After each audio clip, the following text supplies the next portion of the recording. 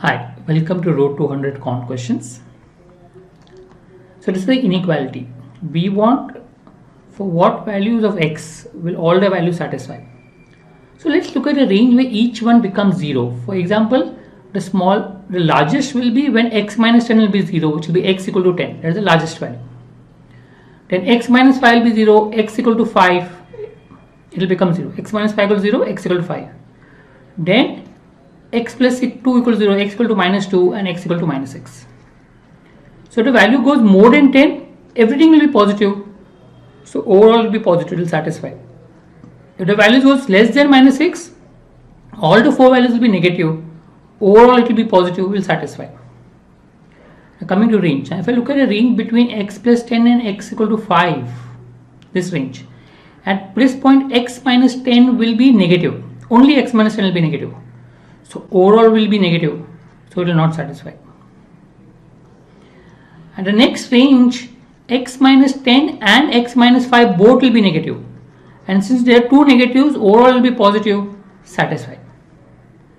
At next range, x minus 10, x minus 5 and x plus 2, all three will be negative. So overall will be negative, not possible, because we want positive more than 0.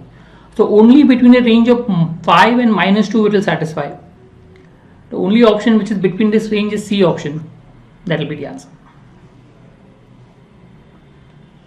How many of the following represent the side of an acute angle triangle? So we know right angle triangle, right? Triplets, Pythagoras triplets, A, B, C. So where A square plus B square equal to C square. Now if A square plus B square is more than C square, it becomes acute. And if a square plus b square is less than c square, meaning c is bigger, then it becomes obtuse. So we can use this property. So 5 square plus 7 square is 25 plus 49, which if you add up becomes 74, less than 81. Right? 9 square is 81. So since it is less than, it means it will be obtuse angle. 100 plus 144 is equal to 244, which is more than 196. 14 square is 196. So this becomes an acute angle triangle. 144 plus 225, if you add it up, it becomes 369. Okay, 19 square is 361. So it is more than 361. So again acute angle triangle. 5 square plus 6 square, that is 25 plus 36. 61 is less than 64, so obtuse. So we have two acute angle triangles and two obtuse angle triangles. So automatically the answer will be 2, B option. A and B invest in a company in the ratio 2:3. The revenue of the company for the year is twice total investment. Since the percentage is given to you in the answer, let's start with percentage. Let's say investment is 100. If investment is 100, then revenue becomes double, which becomes 200, and the profit is 20% of revenue, which is 40.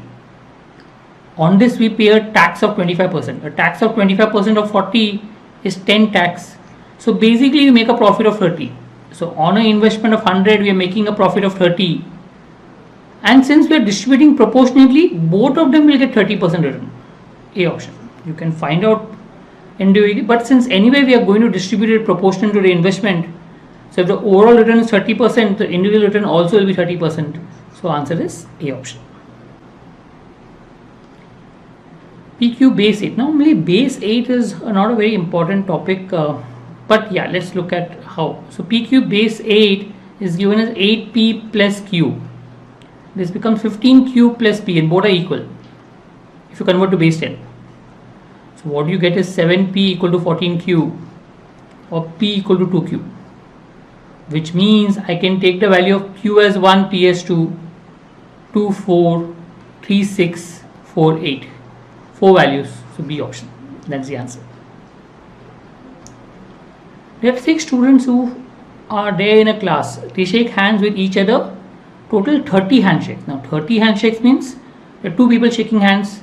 So total 60 people shaking hands. Okay. And each one shakes at least 2 handshakes. Which of the following statements is true? The maximum 2 students who can have a handshake of 20 or more. Yeah, 3 people cannot have a handshake of 20, because if 3 people have a handshake of 20, 3 into 20 becomes 60, and remaining will have no handshakes at all. Doesn't satisfy, because everyone has at least 2 handshakes. So technically this should be true. But let's check the others. There's at least one student who shakes the hand more than 10 times. No, it could be possible that everyone shakes the hand 10 times. 10 into 6 is 60. So no one is more than 10. So this is not definitely true. A student can shake hands maximum 15 times. I think one student can shake hand 30 times. All 30 handshakes can be by one student, and the others can shake hand maybe distributed at remaining 30, 6 times. So maximum can be 30. So automatically third is false. And no student can shake hand more than 24 times. Again, this is false. Can be 30 at least. So automatically the answer is the option. So more of trying to understand the sum and trying to get the answer. Thank you.